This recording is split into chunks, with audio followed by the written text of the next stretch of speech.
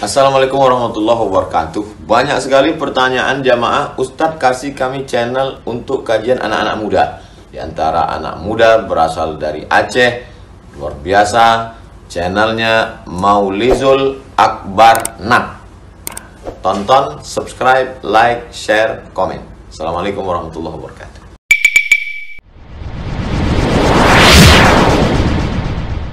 Assalamualaikum warahmatullahi wabarakatuh. Alhamdulillahirabbil alamin. Wa bihi nasta'in 'ala umuri dunya waddin.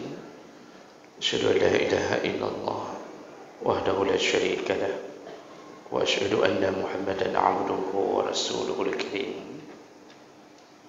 Allahumma shalli wa sallim ala nabiyyina al-Mustafa Muhammadin wa ala alihi wa ashabihi ajma'in. Amma ba'd.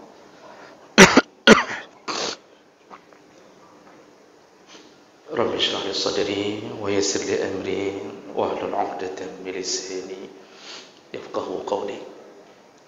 Segala puji bagi Allah, kemudian salawat dan salam kepada Rasulullah, pada keluarga dan seluruh sahabat-sahabatnya. Bapak-bapak dan ibu-ibu, jamaah salat maghrib dan isya yang Allah muliakan insyaallah. Kita masih membahas tentang salah satu daripada fadilah beriman kepada malaikat, yaitu dengan iman pada malaikat maka kita akan menghindari perkara-perkara yang dibenci oleh malaikat.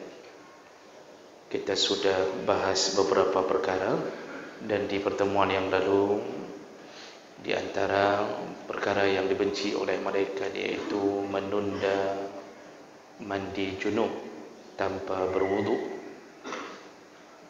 Kemudian malaikat benci dan tidak mau mendekat kepada orang yang mabuk, orang yang sedang mabuk, dan juga malaikat tidak mau mendekat dengan orang laki-laki yang memakai minyak wangi yang dikhususkan untuk perempuan. Di laki-laki pakai minyak wangi yang khusus punya perempuan. Khaluq, dalam bahasa hadis khaluq. Kalau pakai minyak wangi saja bermasalah, apalagi laki-laki yang sudah mirip perempuan. Pakai minyak wangi saja bermasalah, apalagi laki-laki yang sudah bergaya seperti perempuan, itu lebih laknat. Baik, kita lanjutkan dengan beberapa contoh yang terakhir pada malam ini, yaitu perkara-perkara yang menyebabkan malaikat benci dan tidak mau mendekat kepada kita. Yaitu berikutnya, malaikat tidak suka dan menjauh dari orang-orang yang punya aroma mulut yang tidak sedap atau berbau mulut, terutama ketika dia sedang beribadah atau ingin menuju ke masjid. Ini dibenci dan dijauhi oleh malaikat. Dan ini berdasarkan beberapa hadis Nabi SAW, di antaranya yaitu hadis dari Abu Sa'id Al-Khudri, anna Rasulullah sallallahu alaihi wasallam marra ala zara'ah basal. Pada satu hari Rasulullah pernah melewati petani bawang merah.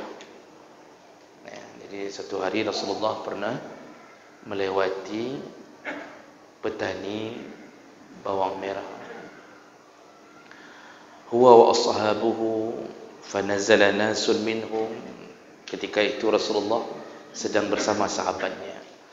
Lalu di antara sahabat ada yang turun, maksudnya turun jumpai petani itu di sawahnya, di kebunnya.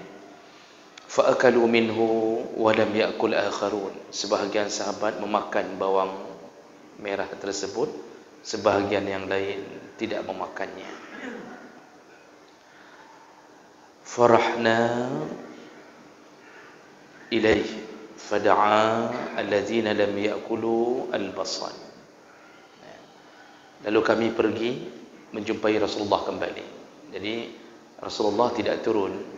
Sebahagian sahabat turun, sebahagian yang lain turun tapi tidak memakan.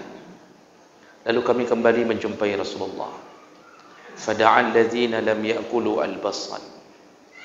Rasulullah mendahulukan memanggil orang-orang yang tidak memakan bawang merah.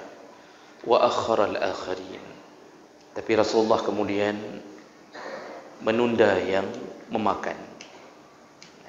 Hatta zahaba rihuha. Sampai hilang bau mulut mereka.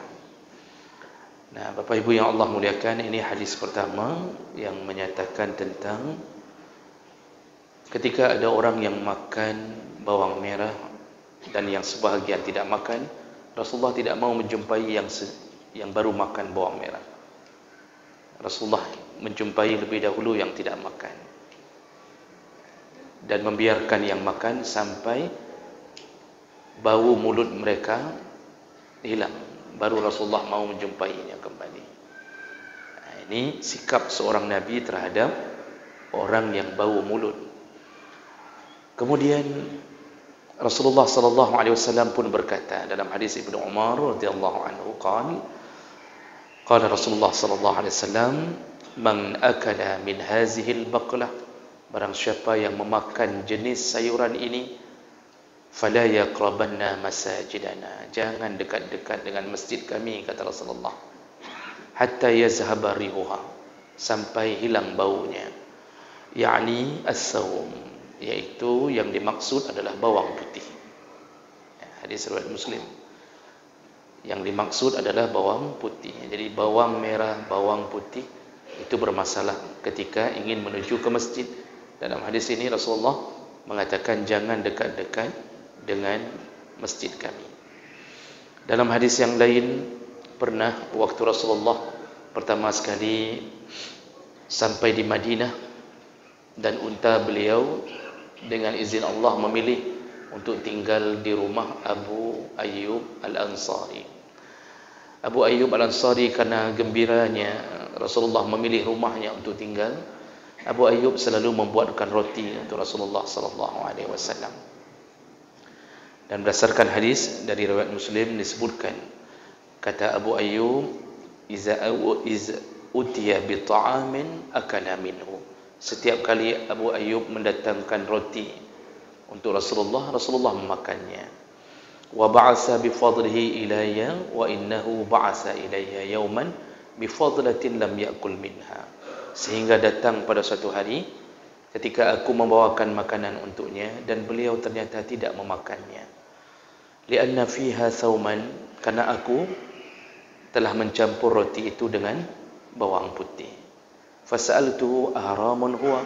Lalu Abu Ayyub bertanya, ya Rasulullah, bawang putih itu memangnya haram? Sehingga Rasulullah enggak mau makan, tidak mau menyentuh roti yang sudah dicampur dengan bawang putih. Apakah haram ya Rasulullah? Qal, la, kata Rasulullah tidak. Walakinni akrahuhu min ajli rihi. Tapi aku tidak suka memakan bawang putih itu karena baunya. Lalu Abu Ayyub mengatakan, fa inni akrahu ma karihta. Kalau begitu, aku pun ikut membenci apa yang engkau benci. Nah, sejak itu Abu Ayyub pun tidak suka makan bawang putih. Hadis riwayat Muslim. Nah, jemaah melakukan Allah Subhanahu wa taala, dalam hadis yang lain dari Abu Ayyub, di ujung hadis Rasulullah sallallahu alaihi wasallam menyebutkan kenapa beliau tidak makan roti yang diberikan oleh Abu Ayyub. Rasulullah mengatakan, astahyi min malaikatillah. Aku malu kalau aku makan sesuatu yang berbau bawang. Aku malu dengan malaikat Allah. Walaysa bimuhram. Tapi benda itu bukan benda yang haram. Nah, dalam hadis yang lain ada bahasa yang jelas dari Nabi sallallahu alaihi wasallam yaitu dari Jabir radhiyallahu anhu, qala Rasulullah sallallahu alaihi wasallam, man akala min hazihi al-baqlah, yakni al-basal was-saum wal-qurras, siapa yang memakan jenis sayur-sayuran ini, yang dimaksud adalah bawang merah, bawang putih dan al-qurras. Qurras itu bawang bakung, itu sejenis bawang bombay. Kalau di Arab itu bawang kuras. Kata Nabi, fala yaqrabanna masjidana, jangan dekat-dekat dengan masjid kami. Fa innal malaikah tata'azza mimma yata'azza minhu banu Adam. Karena malaikat tersakiti dengan bau bawang tersebut yang ada pada mulut orang yang datang ke masjid. Sebagaimana anak Adam pun tersakiti, malaikat pun tersakiti. Nah, hadis-hadis ini semuanya menunjukkan bahawa malaikat tidak suka dengan orang yang bau mulut, dan kiasannya ada pada bawang. Namun ada beberapa catatan. Yang pertama, yang disebut oleh Nabi berdasarkan hadis yang lain, kita tidak bacakan lagi hadisnya. Yang dimaksud adalah ketika dimakan mentah-mentah. Dimakan mentah, jadi langsung gigit langsung tanpa ada proses yang dimasak. Makanya dalam hadis riwayat Muslim yang lain, Rasulullah sallallahu alaihi wasallam menyebutkan, faman aklahuma falyumittuhuma tabkhan. Kalaupun engkau ingin memakannya, maka masaklah lebih dahulu. Karena dengan dimasak dia telah terurai baunya, maka tidak mengapa kalau bawang merah, bawang putih dijadikan di dalam masakan. Yang dimaksud oleh Nabi adalah ketika seseorang memakan mentah, jadi langsung baunya kuat sekali. Ini yang pertama. Jadi dimasak, dengan dimasak maka gugurlah kemakruhan itu. Yang kedua yang menjadi catatan, ini bau ini secara umum kapanpun kalau mengganggu orang tetap makruh.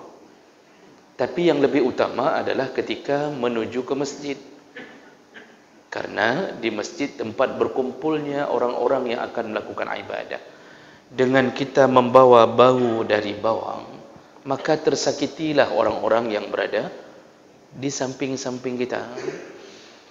Bayangkan Bapak Ibu, kita solat, ketika kita membaca Al-Fatihah keluar bau bawang mentah, bawang merah, bawang putih. Kan kita merasa tidak nyaman di samping orang yang bau mulut ini. Nah, ini mengganggu. Dan ternyata dalam hadis Nabi disebutkan malaikat pun tidak mau dekat. Kalau malaikat tidak mau dekat, berarti kehilangan doa dari malaikat. Ini perlu jadi perkara yang kita perhatikan dengan baik, karena banyak orang yang menuju ke masjid hanya karena semangat beribadah, lupa efek sosial. Wajib menjaga perasaan sesama mukmin di dalam masjid. Dalam urusan apapun, dalam hal-hal yang bentuknya ibadah pun kita dilarang. Contoh yang lain, kalau bentuk ibadah yang lain, seorang mukmin yang sedang duduk berdua, dua orang mukmin duduk berdampingan, maka tidak boleh seseorang melangkahi di antara kedua mereka. Jadi mau menuju ke depan, cari saf depan, langsung dilangkahi dua bahu yang sedang duduk berdua. Itu tidak dibolehkan. Itu tidak beradab. Kita semangat ingin dapat saf pertama, tetapi ingat bahawa Nabi mengajarkan tidak boleh menyakiti hati seorang mukmin. Sampai dua bahu yang berdempetan dalam masjid pun tidak boleh dilangkahi. Ketika kita sujud, memang sunnah Nabi menyuruh untuk mengangkat tangan ketika sujud, terutama bagi laki-laki. Tidak boleh sujud seperti binatang buas yang sedang duduk, kata Rasulullah. Tetapi dibuat catatan, jangan sampai menyakiti orang samping. Jadi kalau sudah sujud kita angkat begini, sampai orang samping begitu sujud, singkai kita ni, itu ke muka dia, sampai dia enggak bisa sujud, akhirnya dia buka juga yang punya dia. Nah, disitulah pertarungan pertama dimulai. Akhirnya dalam sujud dia pesankan kapreh ada semayang. Tunggu habis solat.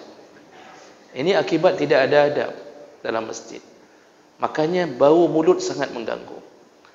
Perkara ketiga, seandainya pun kita harus memakan, mungkin karena kita suka. Orang Arab sampai hari ini masih suka makan ayam, tangan kanan, bawang, itu sebagai teman. Bawangnya bawang mentah, Pak.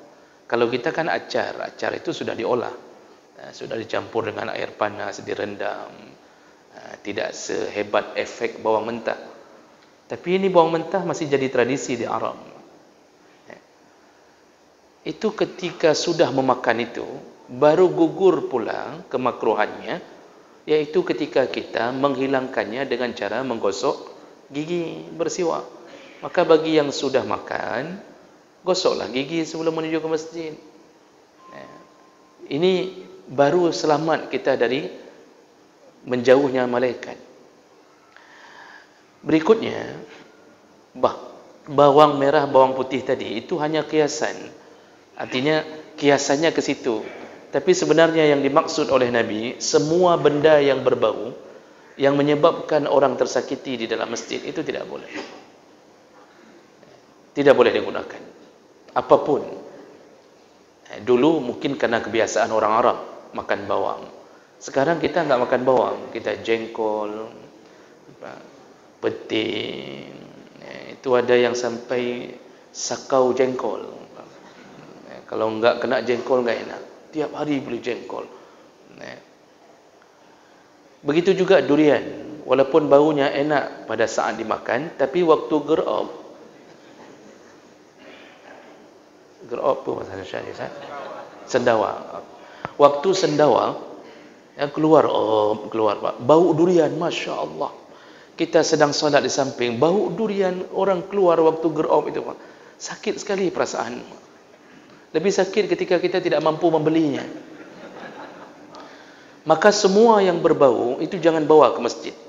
Sebelum ke masjid jangan makan apapun yang menyakiti perasaan sama mukmin, jangan.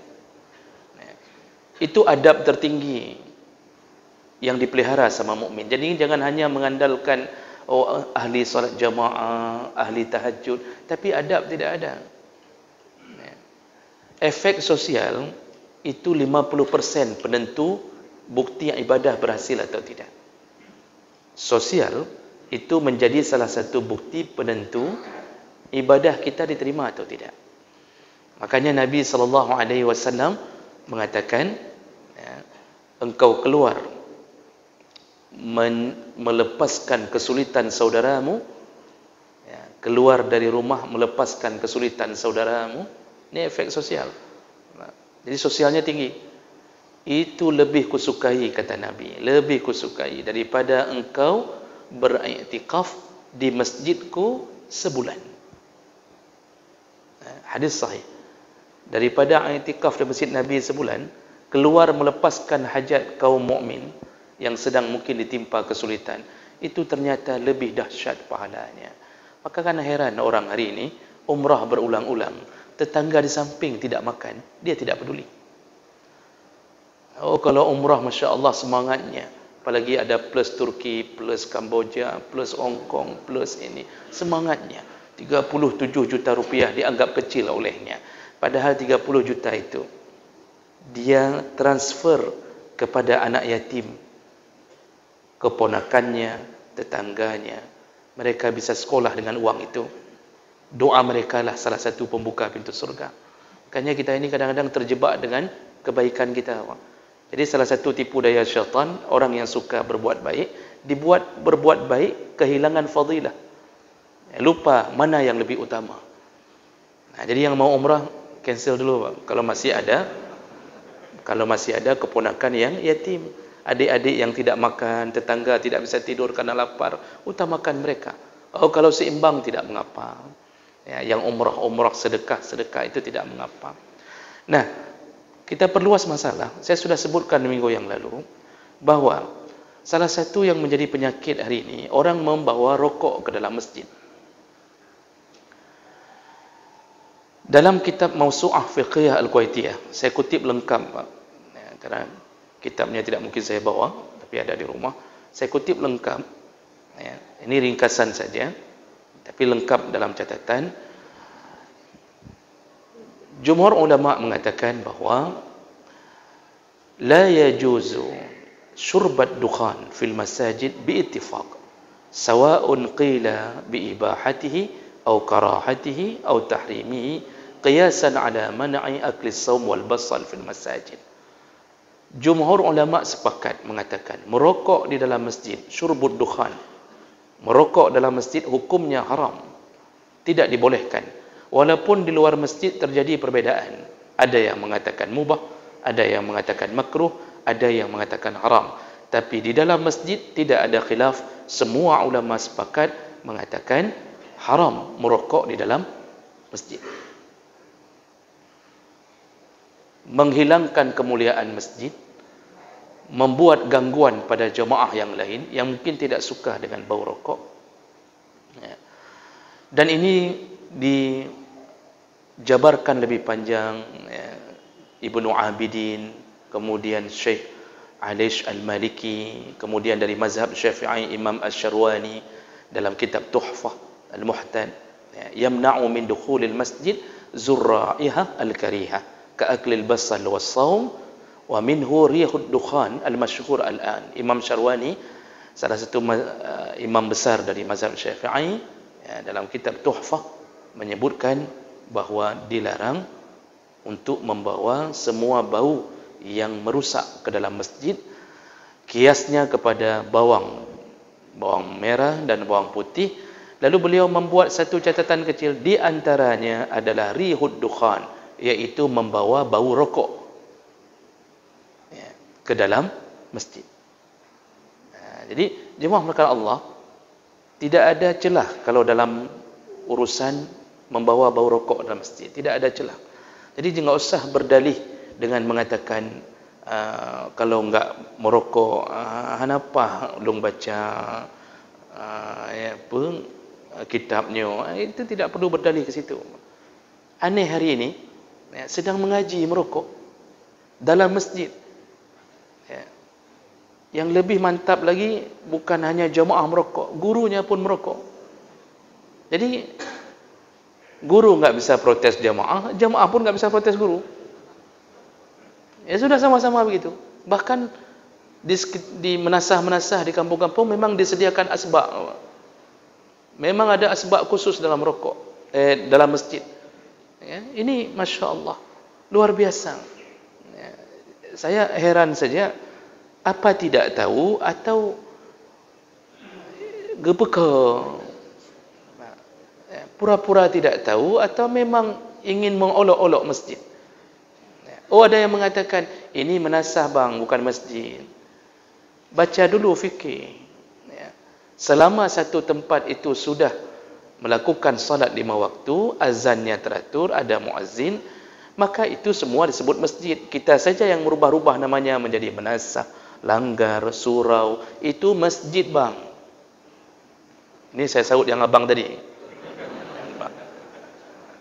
Ini masjid. Cuma bedanya, kalau masjid yang ada Jumat disebut Al-Masjidul Jami', Masjid Jami'. Selain itu semua masjid. Kita yang merubah namanya.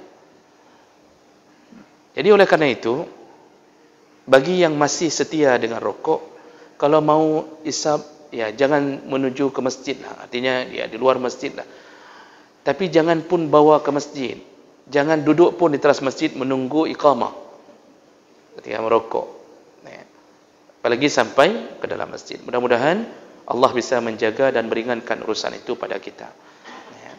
Baik, itu bahagian yang dibenci oleh malaikat. Berikutnya, kelompok yang dibenci oleh malaikat. Malaikat tidak mau dekat, melaknat mereka. Siapakah dia? Yaitu para isteri yang menolak keinginan suaminya.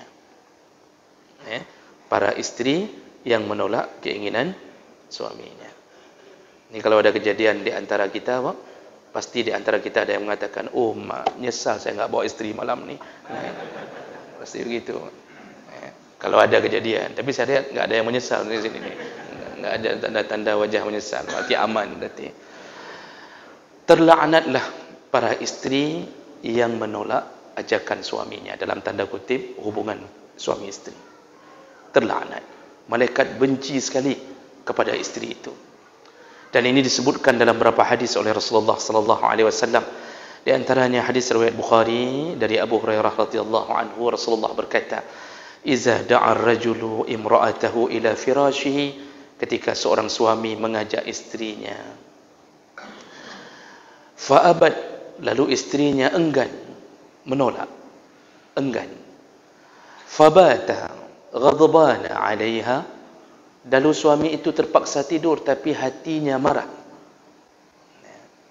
Jadi sudah disindir-sindir tapi istri langsung menolak dengan macam cara. Tidak ada uzur. Berbeda kalau ada uzur.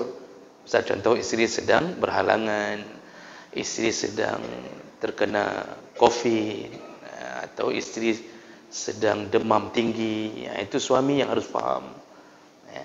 Tapi kalau tidak ada uzur, istri menolak suaminya, lalu suami tertidur dalam marah. Bisa bayangkan suami tertidur dalam marah, wajahnya mukrom dalam marah. Dia mimpi buruk malam itu. Dia mimpinya malam itu dia bertemu dengan seorang penjahat lalu merencanakan untuk membunuh istrinya. Begitu cerita ininya. Itu contoh, Bang. Akan bengek dan tidur dalam keadaan marah sekali, Bang.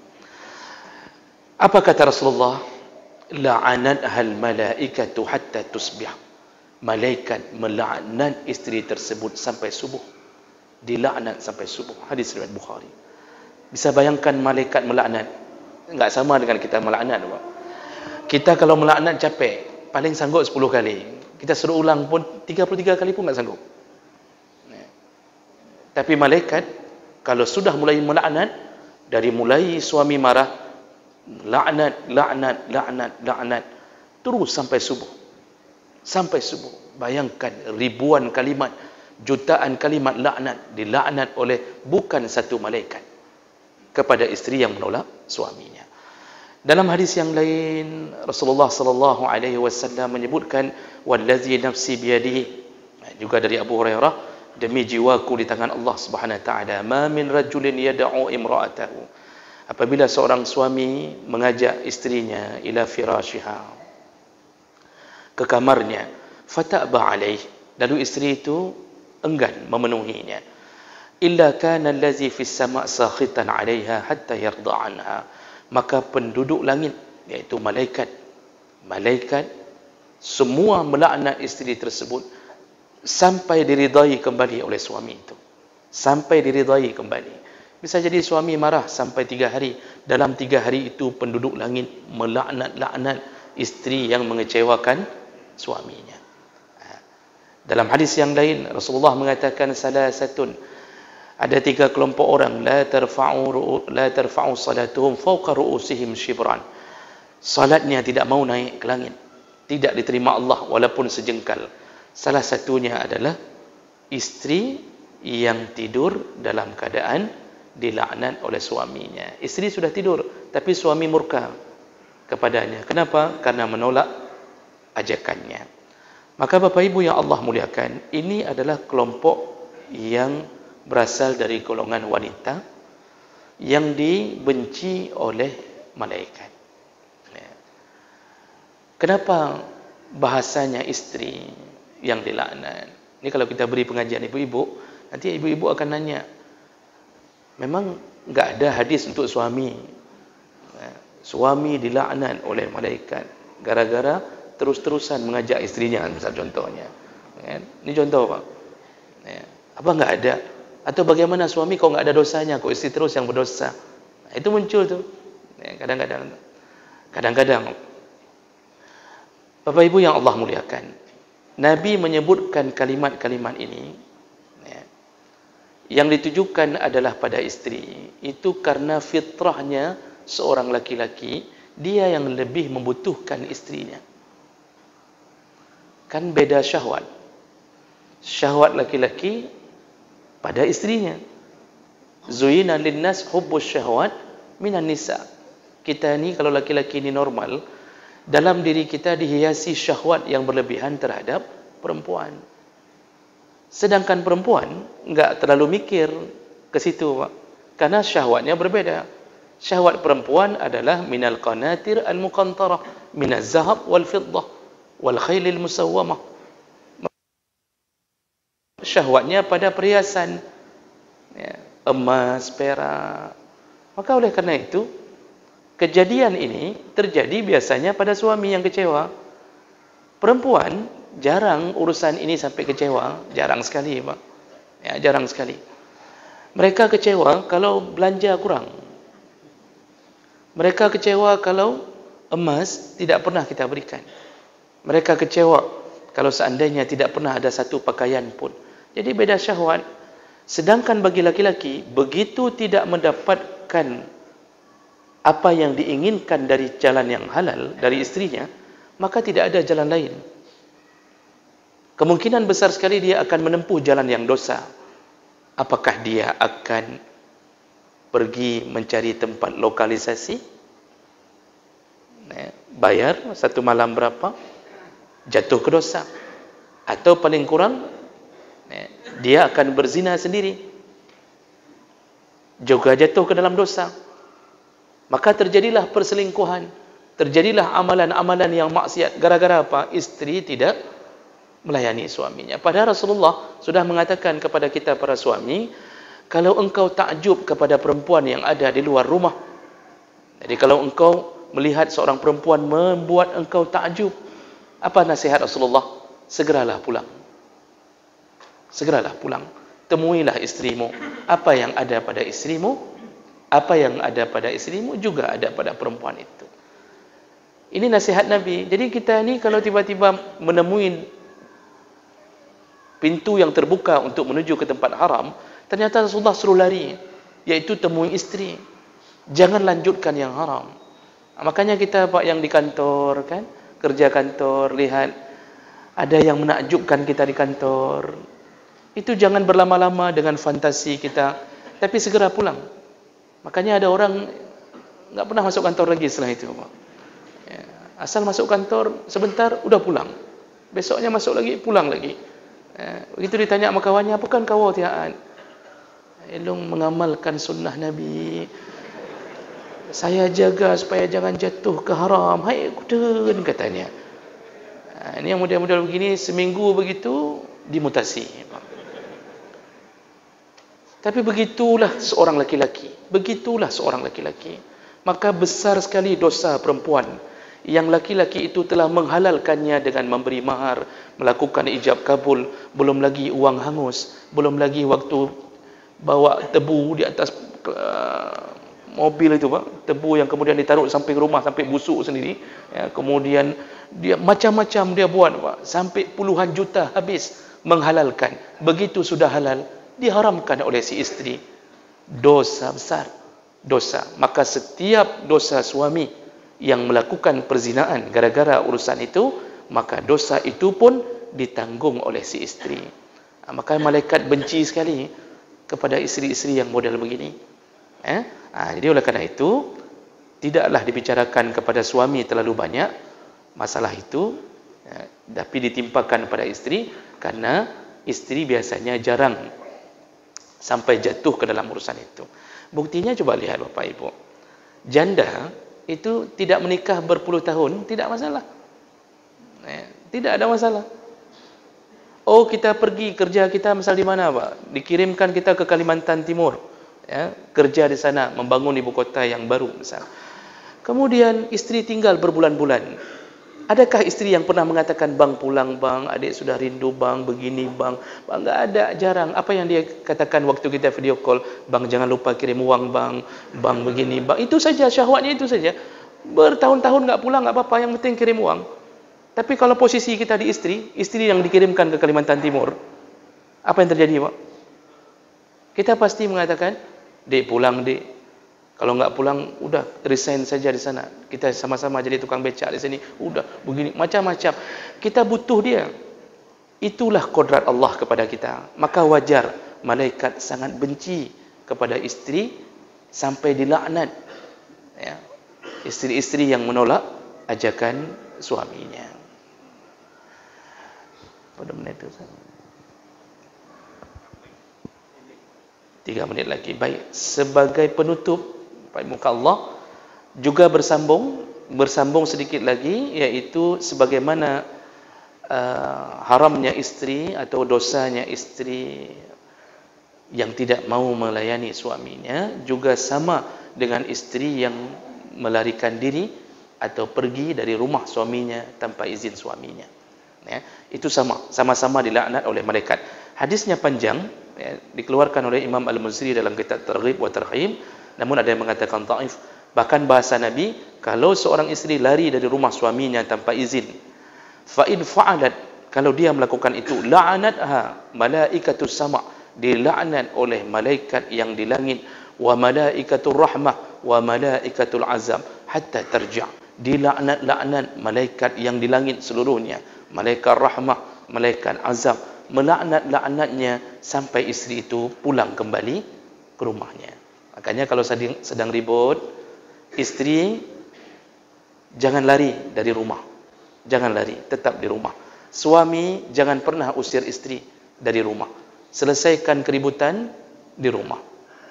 Jangan pernah usir, dan istri jangan pernah lari, karena melarikan diri tanpa izin suami terlaknat, kecuali diizinkan. Sang istri mengatakan, bang, adik lari ya bang, misal begitu. Kata suami, oh ya lari aja. Kata dia, oh sudah, berarti sudah ada izin untuk lari. Ini suami yang agak begok-begok sedikit lah urusan ini kan, Pak. Jangan suruh istri pulang kampung. Kita mengambilnya dengan cara yang baik, menjemputnya dengan cara yang baik, kita puji-puji mertua kita. Tapi ketika kita sedikit punya masalah dengan anaknya, kita usir dia seakan-akan tidak berharga sama sekali. Ini juga laki-laki yang terlaknat di hadapan Allah Subhanahu wa taala. Baik, itu sebagian contoh kelompok orang-orang yang sangat dibenci oleh malaikat. Demikian, insyaallah kita sambung di pertemuan yang akan datang. Subhanakallahumma bihamdik, asyhadu an la ilaha illa anta, astaghfiruka wa atubu ilaik. Wassalamualaikum warahmatullahi wabarakatuh.